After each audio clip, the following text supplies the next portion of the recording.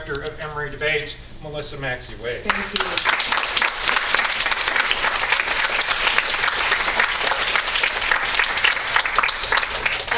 That was really sweet. I usually don't get introduced. I'm hey you. I want to tell you though, don't be concerned about what he just said. I do like men. My husband is a man. My son is a man. They're white. I'm not against white people. They're okay. That's fine. But it was always of concern to me that debate was an activity of privileged white men. And it struck me that that was wrong because it excludes half the world. And we're just not in a place in history where we can throw people away. See, that's not smart. And I'm here today because A, I can still walk and stand up, and B, because I expect you to change the world. You're worth my time today. The world's a mess. We don't know how to talk to each other. The Congress is a joke. Presidential debate season has already started, the world's longest running political reality show. It's a permanent campaign, and we don't say anything. We do focus groups to see what people want to hear. We don't try to say things of substance and meaning. And I'll tell you how hungry the country is for intelligent dialogue and policy making and discourse and questioning authority and power.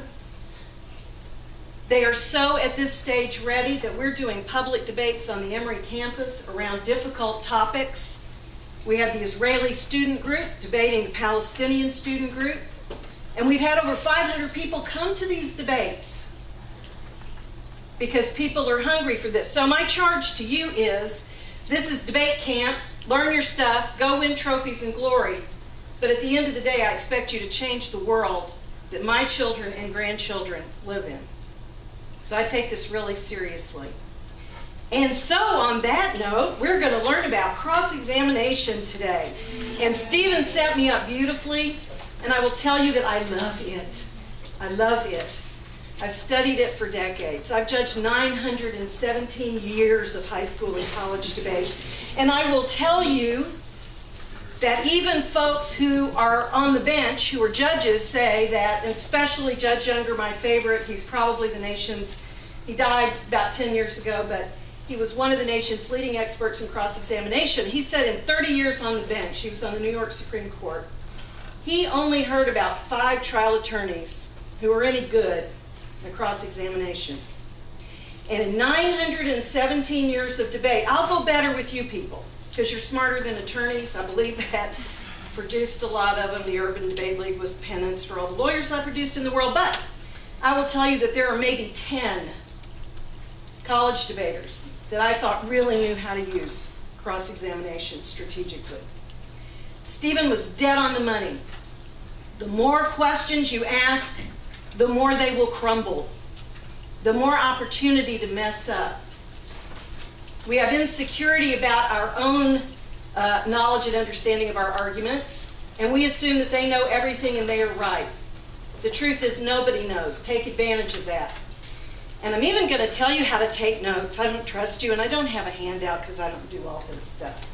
I'm going to give you a couple of little purposes of cross-ex. Stephen has set that up. And then we're going to be really specific. And I'm going to give you strategies for when you're the questioner and strategies for when you're the witness. And if you actually do this stuff, you're going to win debates. Because everything being equal, when debates are close, the team that has the most credibility in the eyes of the judge is the team that wins. So I need to know a little bit about you before we get started. How many of you, this is your first time you've ever seen debate, been to debate camp? All of that. Okie dokie. How many of you have had 1 year? Alrighty. How many of you have had 2 years? 3? Ooh, look, this is a little exclusive club. Are you guys the cool kids? You all sit in the cafeteria together and talk about these other folks? It's awesome. And you're spread out all over the room having your own glory. I love it. That makes me happy. Okay, all of you people who've had 1 year, the best debate camp learning you're going to do is after you've had a year of experience. Because you can push up against what happened to you last year and understand it better. Every year you'll get more. Almost no one peaks before their last year, and a lot graduate without having gotten to their full potential. So take that seriously. You're young, you're burning with desire. Let's go. All right, 3 purposes of cross-examination. This is the part where you write. 1, clarifying information. It's like Stephen said, if you don't understand it, ask questions. Neo-positivism, I love it. He basically said, we believe this, then we changed our mind to believe this, we put the word neo in front of it, boom, new philosophy. Now you've learned something really cool to go home to the dinner table with. Yes, we're having neo-chemistry this year. They don't know what that means. It sounds cool, though. You have a lot of new impressive words. Epistemology, my goodness. You're going to probably get extra dessert when you go home.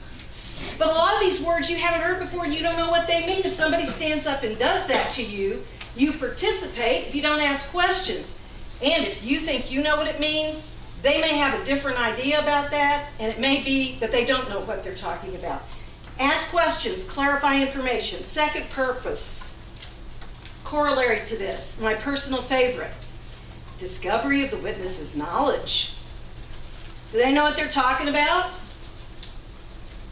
When you ask them a question, does great fear cross their face?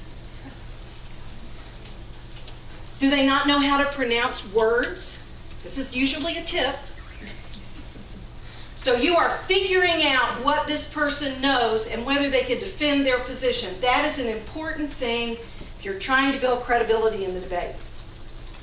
3rd purpose, setting up your arguments.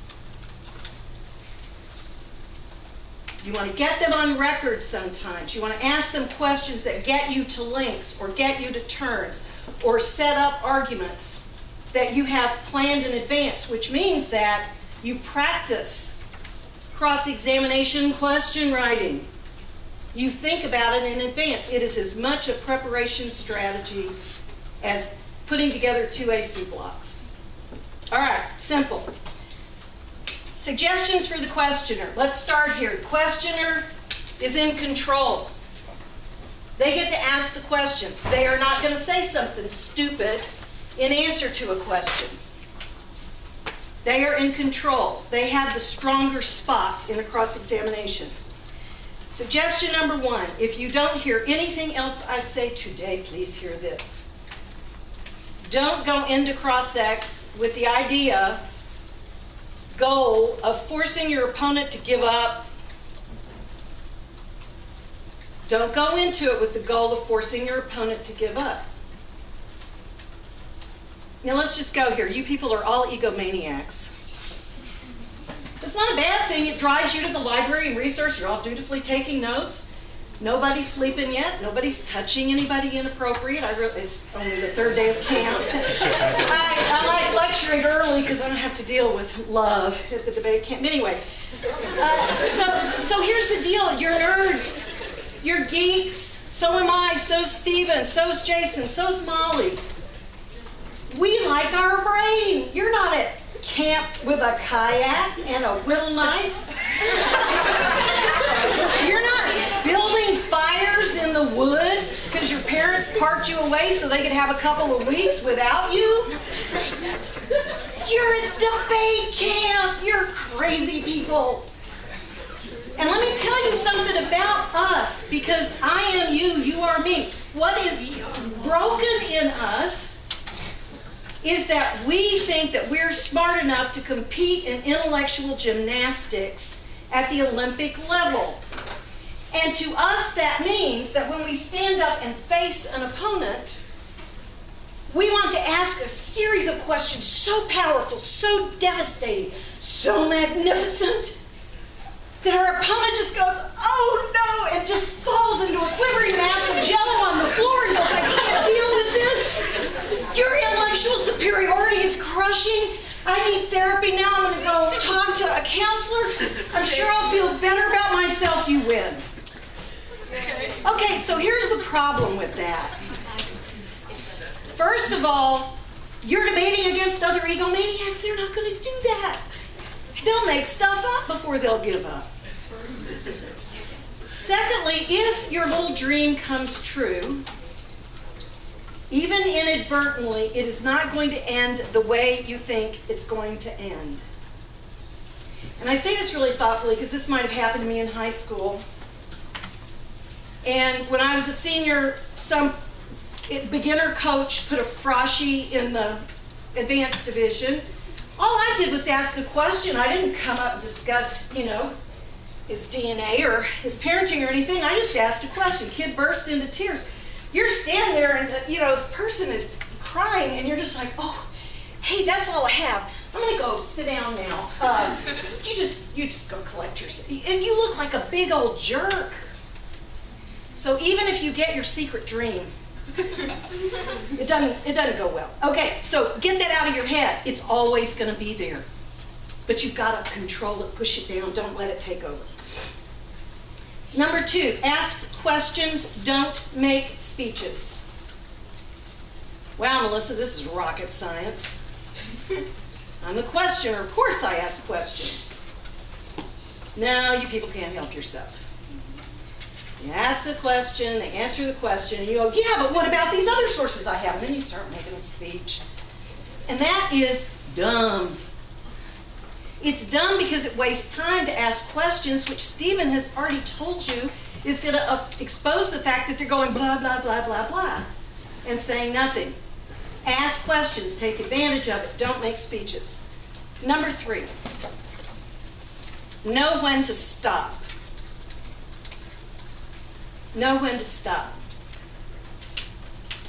I dearly wish I could play some of Judge Younger's lectures, but he was so popular in law school, largely because all his stories were laced with incredible profanity, which made him memorable. You sure remembered his stuff, but I can't really play it at a high school camp.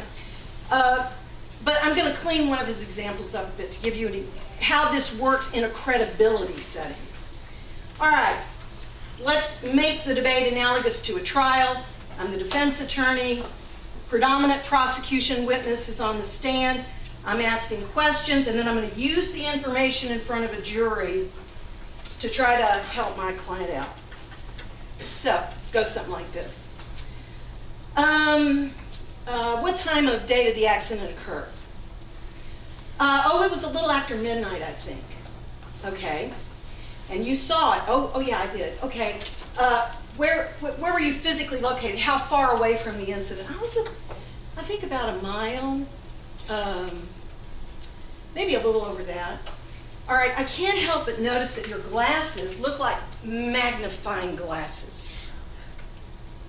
Oh yeah, I think I'm legally blind in 30 states. Stop. What have you got? What have you got? How? Reasonable doubt? Hello? How could you possibly have seen this accident? That's what you're going to say to the jury. This guy's blind. He was a mile away. It was in the dead of night. You cannot use this evidence to impeach my client. But no, you can't stand it. Attorneys can't do it. How could you possibly have seen the accident? Well, I'm a bird watcher. And I was up in a tree with a pair of high-powered binoculars. I saw the whole thing. Now, you have missed an opportunity to reduce credibility by not knowing when to stop. I know you're under the illusion that the law yields truth. Maybe not. That will probably come out, but you have reduced credibility. It's going to be hard for the other guy to get this witness back on board. There is already doubt. And it's all about credibility. There are a lot of debates, I know this is going to shock you, that do not have fair outcomes. Get over it. It's the way life works. Number 4, control the cross-examination. And there are 4 little levels of this. You're in charge, you're in control. Maximize your ability. A, under 4, if you are in the traditional outline form, be polite. Be polite. It is not good to be the playground bully. All right, I have 4 questions. Answer yes or no. No extraneous words. All right, well, see, here's what happens with that. The judge sitting in the back of the room has all the power because they have a ballot and they can assign you speaker points. they think you're a jerk. And they're looking for ways to vote against you. If it's a college debater, they think you're a jerk. It doesn't matter how cool they look with their torn jeans and all that business, little cute tattoo stuff, be cool. If it's a high school teacher, they're probably thinking, oh, a child like this. How few speaker points can I assign this child? Cross-examination requires that you be polite. It does not require that you not be devastating or prevent that. You can certainly do that, but you've got to do it politely. Kill with kindness.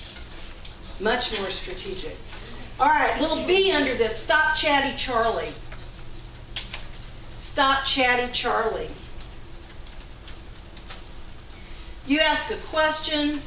This person goes on and on and on. Well, in the beginning of the Constitution, the notion of privacy and national security have always been in tension. Now, in 1814, and you're just like, ugh. So you don't go, hey, wind it down, buddy.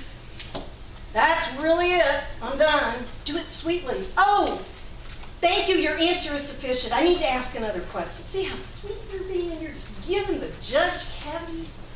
The guy keeps talking, blah, blah, blah, blah, blah. Thank you. Your answer is sufficient. I really have more questions. You are so reasonable. And the judge is saying, how many points can I give this child? This is so wonderful. I love this person. All right. C under this.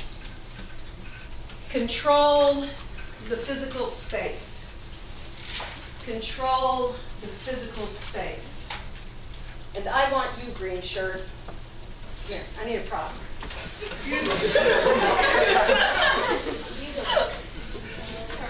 I love green. All right, I'm cross-examining this kid, and the first thing I notice is that he's a lot younger than I am. I plan to take full advantage of this situation. I have a whole bunch of graduate degrees. He's not out of high school. This is not going to be a problem. So I ask him a question, and he's answering it well. So as he answers, I'm like, oh, wow, he's smarter than he looks. This is not working for me. Now, what have I done to him? How many of you have had theater? Oh, no, you've had theater. What am I doing to him? Don't raise your hands. Tell me what I'm doing. I'm not staging him. Thank you. Come on. Now, if he's smart, he'll come up and join me. And as I ask the next question, I'm taking you with me. Are you smart? Okay, so we can cha-cha here. That's dumb. But there is a physicality to cross-examination. It is about controlling space. And one of the problems with the dynamic is that one person is much larger than the other person. They can look like a bully. But if one person is also a little old lady with cooties, we don't like people in our airspace that we did not invite for intimacy purposes. Now, you've been great. Thank you. Give him a round of applause.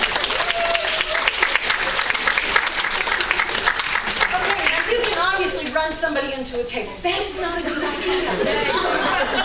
I'm not recommending you do that. But look at the physicality of it. Now, where I'm going to give Green Shirt mad props is that he did not look at me, he looked at the audience.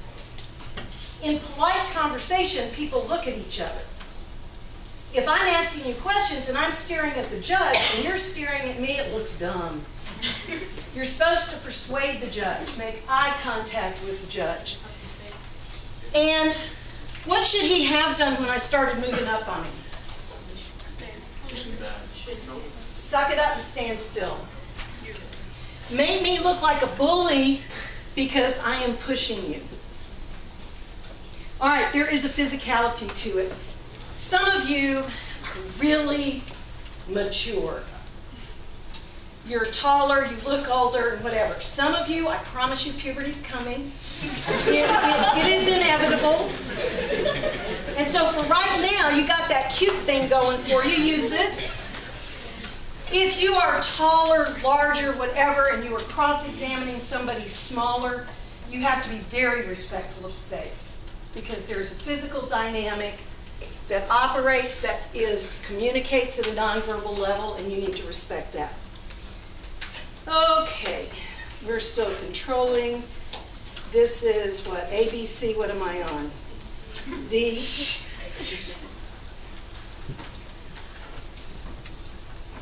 Respect is everything. Respect is everything.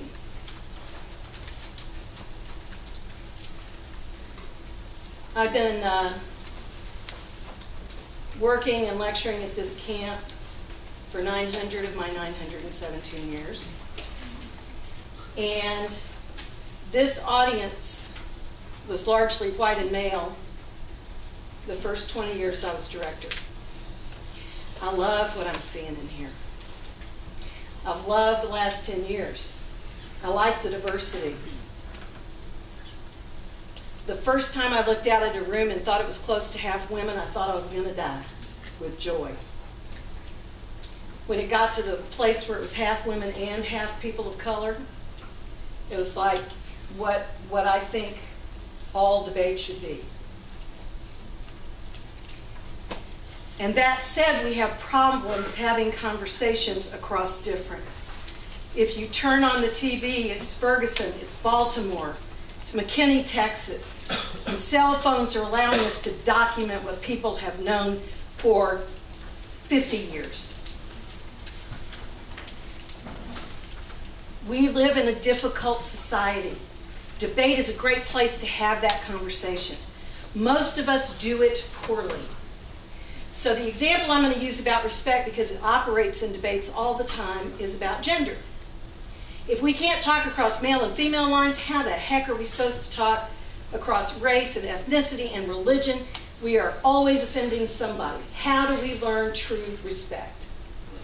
So, I'm going to do this very personally. Now, I have been married since the beginning of time. A lot of people are married a long time. They don't like each other. They're in perpetual battle. It gives them joy. They love the competition, the screaming at each other, and all of that. So, I do not relate to this. He's awesome.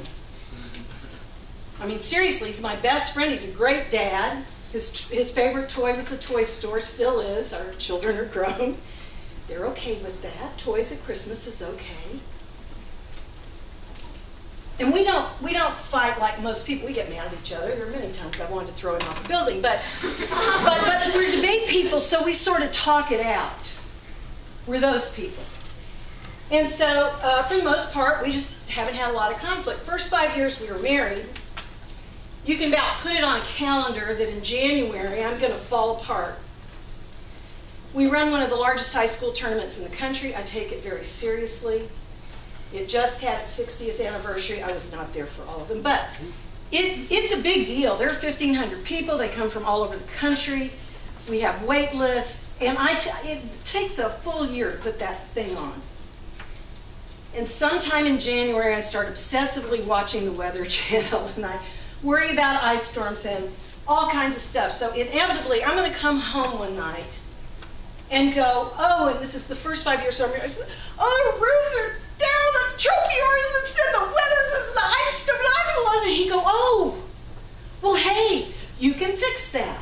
You can do this, and this, and this, and this. And the more he talked, the madder I got, and I couldn't figure it out, and he couldn't figure it out. It wasn't our usual dance. I didn't know what was going on. We just sort of let it go. We don't usually do that, but it was just weird. So about 5 years in, I come home. Oh, construction pit, 3 kids felt this much. And he goes, well, you could. And I went, shut up. I'm a smart woman. I'll figure this out tomorrow. We'll send food down to the kids in the construction pit. But tonight I'm upset, and I want you to sit on this sofa, put your arm around me, and wallow in it with me. And he goes, oh, okay. Sits down, well, hope you feel better. You know, and if you're in a good relationship, this happens. You teach each other what the other person needs. Okay, flash forward last January. And I'm freaking out because the only ice predicted in the entire month of January is the second day of our tournament. Now, granted, this was 2 weeks out, but I told you I'm obsessive about this. We just had our 40th wedding anniversary in January. I came home and said, ice storm. He goes, well, you could. And I went like that. And he went, oh, right, the sofa. Sit down with me. Hey, you want to blow up a building? Would that make you feel better? Okay, this dance has been going on for 40 years. There's something underneath it. What is it? Well, when he was a little kid, they gave him a construction kit and they said, go fix stuff. They gave me a doll and they said, love this. So he wants to fix stuff. And I've never met an emotion I do not want to unpack and have a discussion about. There are academic studies. Deborah Tannen is a sociolinguist, a top scholar at Georgetown University. The most prescribed book in marriage counseling, you want to write this down now, maybe you could save yourself a divorce or two, is called You Just Don't Understand. Men and women are conditioned by gender to talk differently and communicate differently. Men, according to Tannen, like to one up or one down in a conversation, whatever gets them the most status. You had a bad day, I had a bad week. You had a bad week, I had a bad month. You had a bad month. Let me tell you, but the story of my birth, it went on for 30 hours and my mama's still mad at me. Jason, you're interrupting the flow of my stuff. What's the name of the book again? You Just Don't Understand. I recommend it. Women are taught, remember that doll business? We're in charge of everybody's happiness. Yeah. So we sit in a circle, love you.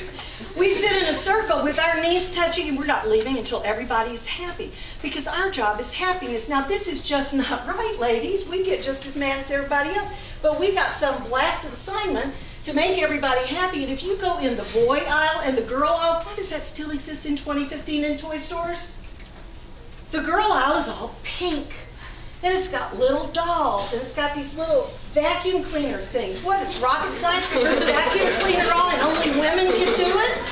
What's that about? Little easy bake oven. The guys' stuff is cool. It's Legos. It's weapons of mass destruction. It's magnificent. We start gendering our children in the toy store. And nobody is paying attention that this is dumb. And one of the communications things drives people nuts. I sit in staff meetings with mainly men. And I'll talk. I know what I'm saying is a good idea. And it's usually met with this. Because you see, if you're in charge, you don't have to affirm the speaker. But women, when you speak, are going, I hear you, sister. About half of you in this section, when I start talking about men and women, and I hear you, sister. I don't know exactly what you're talking about. They're dumb, they don't get it, they're whatever. Now listen to me, boys. If you nod, you're going to get more dates. See, look at you on the, you get it? You get it? All right. Camouflage lady, meet that guy in the back. Seriously, he's got it. Okay. Respect is for difference. Men don't hijack women's cross-examination and answer for them like they've just got a little tiny brain and all they can do is hardly make it into the desk. And women don't participate by letting them do it to you. Boy, I had an awesome froshy team. This was a long time ago. And they thought they were good friends. I went in to hear about their third debate round at a tournament. I'm sitting in the back, taking notes. They're froshies. I'm trying to figure out what we got here. And he is just hijacking her cross-ex all over the place. And she finally turned around to him and said, would you like to do this because you disrespect me so much? Boy, I got mad love for that woman. She would rather have lost a debate round than allow that to continue. And he didn't see he was doing it. He was just being a dumb boy. And girls can be dumb girls and just let people do it to them. That woman went to the Octos of the NDT as a sophomore and then transferred to Columbia because we didn't have the right major. She's still in my alumni group all these years later. But I had respect because she required respect. And obviously she tried to tell him and he wasn't hearing, so she did it in a way that she could hear. Respect, critical, it also makes you look credible when your colleague is at stake. Okay. Number 5. Avoid the isn't it a fact form of cross-examination. They just on television all the time. Don't do it. Isn't it a fact that you murdered your wife? Well, yes, she was annoying. The skillet was there. I slugged her in the head with it. They don't do that. The closer is not real. Brenda brings them in and talks them into whatever with that little syrupy voice. It doesn't happen like that. People are not that, well, they are dumb, but the television depiction is not correct. You use it only to get them on record. So, isn't it a fact that you are claiming the extinction of humanity? That gets it on record. You can use that and reference it with the judge. Only reason to do it. Next, 6. Ask questions one at a time. Not, did your third card on solvency assume that Republicans pick up Senate seats and your second card on harm predated your first card on inerrancy? And does your hair always look like that? One at a time. It wastes time. It wastes your precious questioning period. Be as clear as you can to get the answers that you want. Number 7. Smart debaters know that they should know the answer to the questions they're asking. Obviously, unless you're clarifying information, you should already know or have a really good idea what the answer to the question is.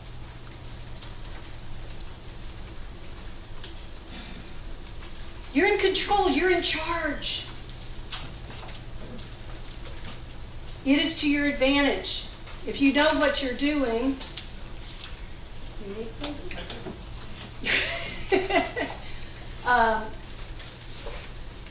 You practice, you prepare, you know how to set up the links to your disads, you know the questions you've got to set up in these arguments that Stephen was giving. Write your questions, rewrite them, practice them in debate rounds, see how they work, revise, change, think of them as rough drafts to better drafts, to never a final product. Debate is always about asking the next set of questions. It is a process. It does not get us to truth. Critical listening leads to the need for asking questions, which leads us to data and evidence, which leads us not to the right answer, but to the next round of questions. All right, so do that stuff. You're going to be successful as a questioner. You're going to capitalize on your opportunity to be in control. Suggestions for the witness. We're now on the witness. Number 1, start, underline it. Don't be afraid to say, I don't know. Don't be afraid to say, I don't know. This is very hard for teenagers. You know everything. You have started to figure out that your parents tell you to do one thing while they're doing the same thing, tell you not to do something they're doing, and you hear them and you know. So your job is to ferret out hypocrisy. It's very important. Somebody's got to do it. But admitting you don't know something somehow takes and robs from your soul. I don't understand it. I actually like teenagers a lot better than adults. But this is something that plays badly in the debate round. You walk downstairs, your father has baked his cake for the school sale, sitting on the table.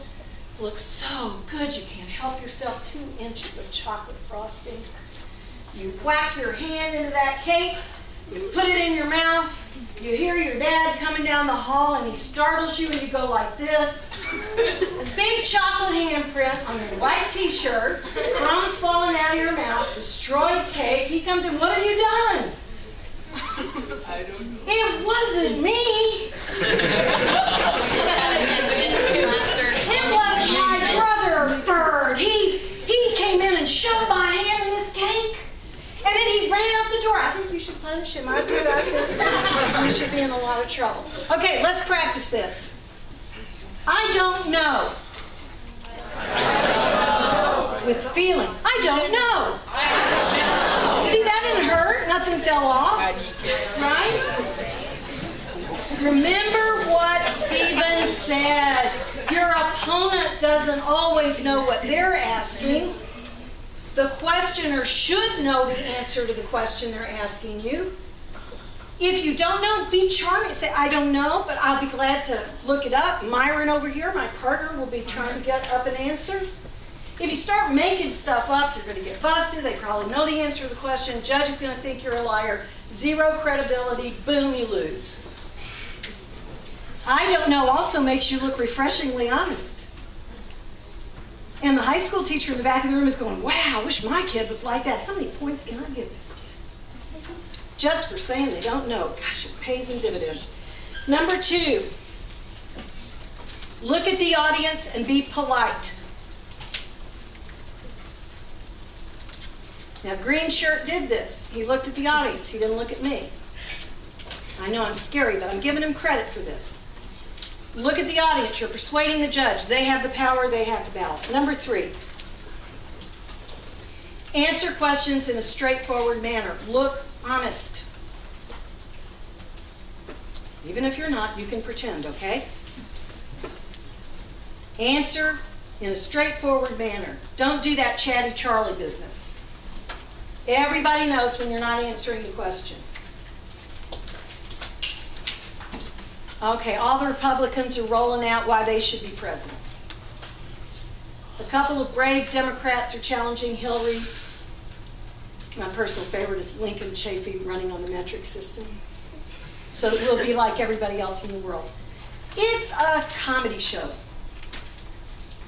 But I want you to look at the news in a different way. When they are asked questions by commentators, most of them don't answer the questions. Unless it is the single issue they want to run on. Lindsey Graham will just be combative in debate why we should just blow everything up. I'm not passing judgment on that. I'm looking at it as a debater. He is saying what he believes. Most politicians don't. Jeb Bush has changed positions like every third day. Because, of course, he's unofficially announced while he's raising $100 million. Watch the way they don't answer questions. Hillary's email gate thing. And she's like, oh, I released them. Well, some of them, yeah, you did. And she wasn't answering the questions in a straightforward way, which made people think she was less than honest. And by the way, that holds true for everybody. Ted Cruz, he's just way up there on my list of bad on this. Pay attention. Use the debate skills you're getting here to watch TV and evaluate what's going on. All right, next, number 4. Beware of traps. Avoid the pit of doom.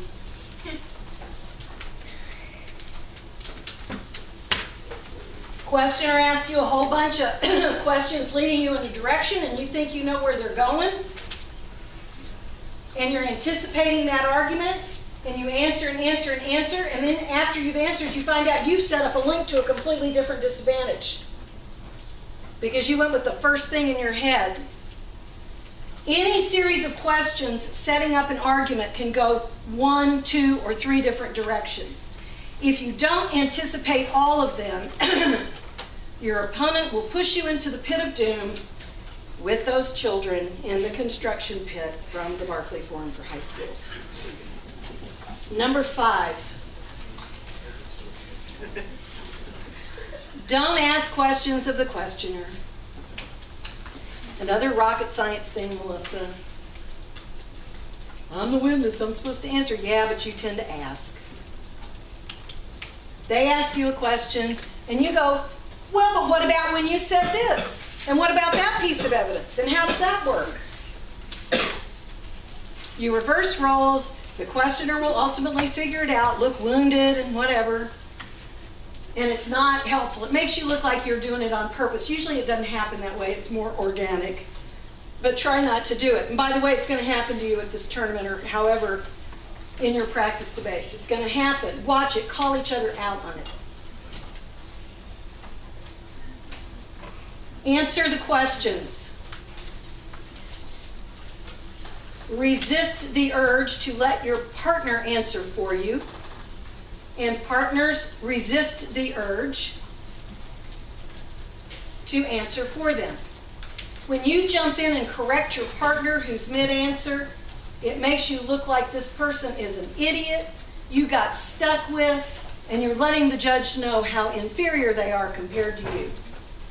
And what that means at the end of the debate is two people against one person, because you've already convicted your colleague in the minds of the judge. Don't do it. Now, you know there are exceptions to everything. If your partner is asked a question about a link to a disad, and your partner's answer to that question is, I think it's absolutely true, human extinction will probably happen, then you can jump in. If they are giving the debate away that directly, you jump in and say, obviously, my colleague here is having a brain episode, and so I think he misspoke, and then I think, Myron, maybe we should take you to the emergency. Kill with kindness. Be kind to your partner. If they mess up, have a strong and stern talking to in the bathroom after it's over. Yell at them. But while you're in that room, you love them, because let me tell you a little secret. You're going to lose as many debates for them as they are for you. Debate is a team sport. If you decide that you're perfect and they're dumb, that's going to show in everything you do, because most of us are not very good actors. And when our partner says something and we go, ooh, see, that communicates to a judge your dissatisfaction with your colleague. You love that person. I had a debate partner once in college. Thought he was funny. Really good debater. Not funny. At least once a speech, he would have a need to tell a joke, usually a very bad pun. And in debates, you got to talk fast, get your evidence out and whatever. He would just wait for a reaction. I had to start laughing at them just to get him to move on in the arguments. They, of course, thought I had no sense of humor either. I thought that was funny, but it was better than losing the debate because we didn't cover arguments. All right, this last one is really important. Answer questions by referencing your evidence. Answer questions by referencing your evidence. When Stephen said, is this some kind of high-blown academic who's read all these internal PLA documents, who knows what's going on, or is this a Wall Street Journal blogger? You pick the evidence in your case because it's good evidence. You pick the evidence in your disads and your critiques because they're good authors. So if somebody asks you a question, answer that question by referencing the warrants for the claims in your evidence. What are the two parts of an argument? This third day of debate camp. What are the two parts of an argument? Thank you, claim and warrant. The warrants for your claims are housed in evidence. Reference your evidence. If every answer is housed in a card, you have just built your credibility dramatically with the judge, because you're doing that instead of your opinion or a string of words. The second thing you're doing is getting the judge to hear it a second time. They heard it once when the card was read. They're hearing it a second time when you get to say it in the cross-examination. And if it's a really important part of the debate, they'll hear it again and again in the rebuttals. Get it out as much as possible. There's an adage that preachers and lawyers and teachers use, which is, if you don't say it 3 times, nobody hears it.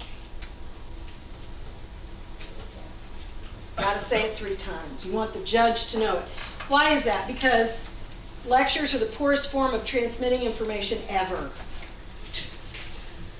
There have been academic studies on attention span, and the best lecturer you ever hear, you will retain about 40% of it. Because you're thinking about what's for lunch, and if that person 3 rows over is going to say what a good hair day you're having. You got all this daydreaming going on, and speakers have to get in between the little things. There's actually a study that says males have a sexual fantasy every 45 seconds. Between the ages of about 14 and 25. Oh, I'm not 14. Women are about every 5 minutes in that age range. More social relationship instruction. Okay, but think about that, people. You got to get in between. How do you repeat it 3 times? You know what I'm talking about. People actually study this stuff and write scholarly articles about it. It's crazy. But what are you doing? Okay, I'm sorry, I have entertained you too much. Okay. Is this a real question? No. Okay, let's wait. I'm almost done, and I do want to get you lunch. Okay. You have to build holdings in the bank of credibility. Cross-examination is a place to do that. It's an opportunity to ask questions to get enough information, to set your opponents up to talk too much, and reveal the fact that they don't fully understand or can defend or support the arguments that you have.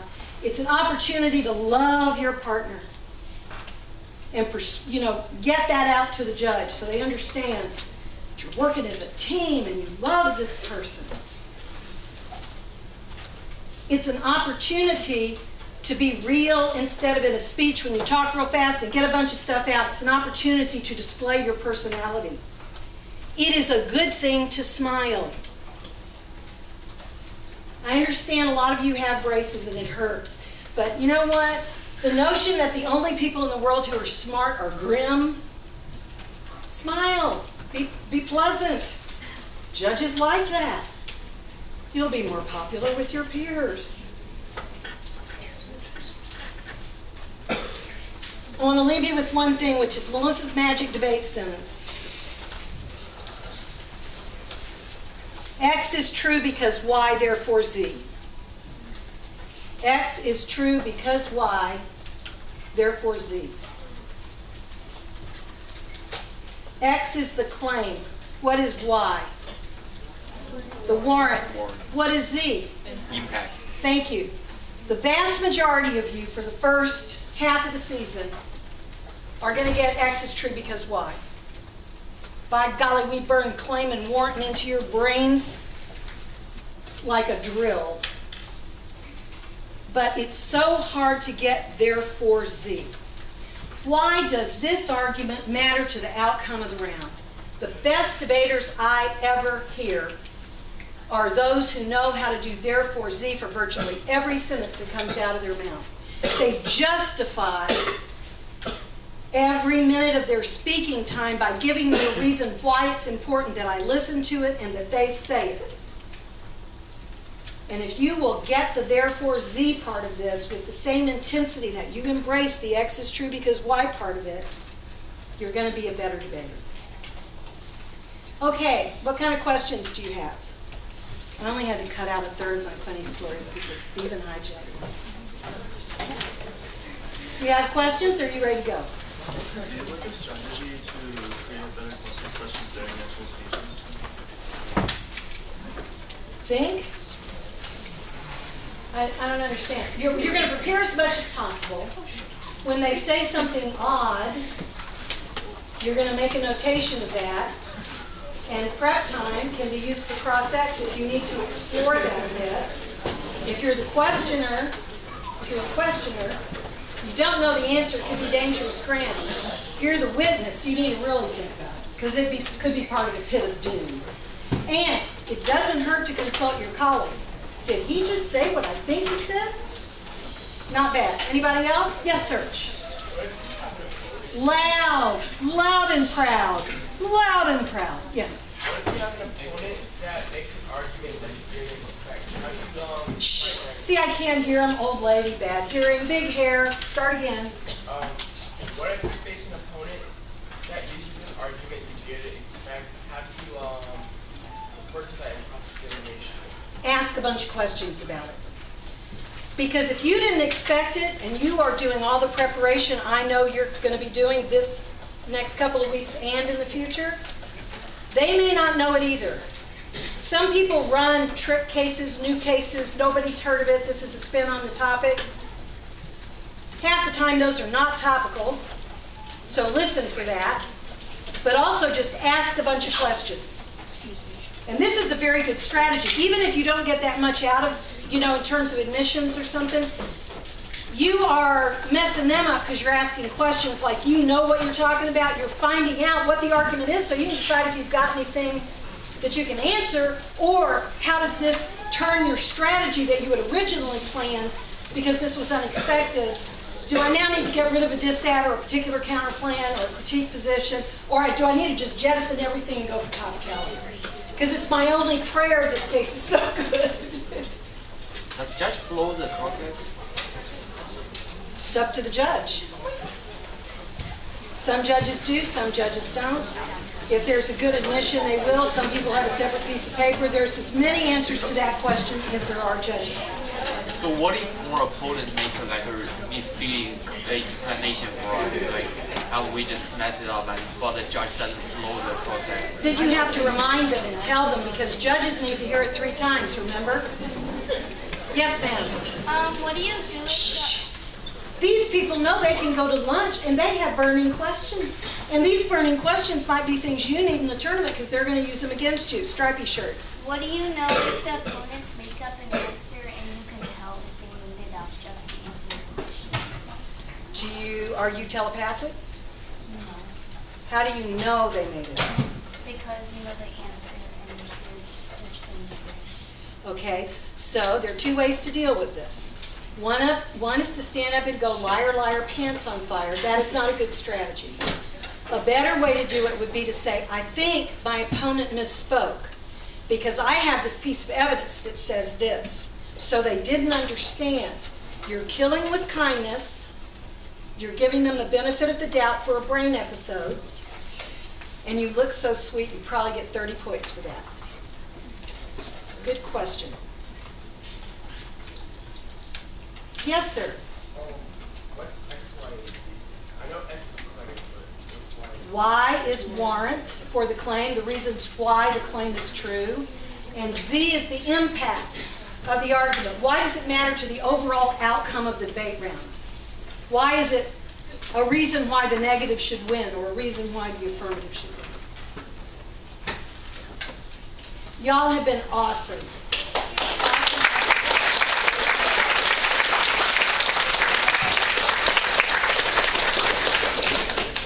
So let me ask you a question before we leave.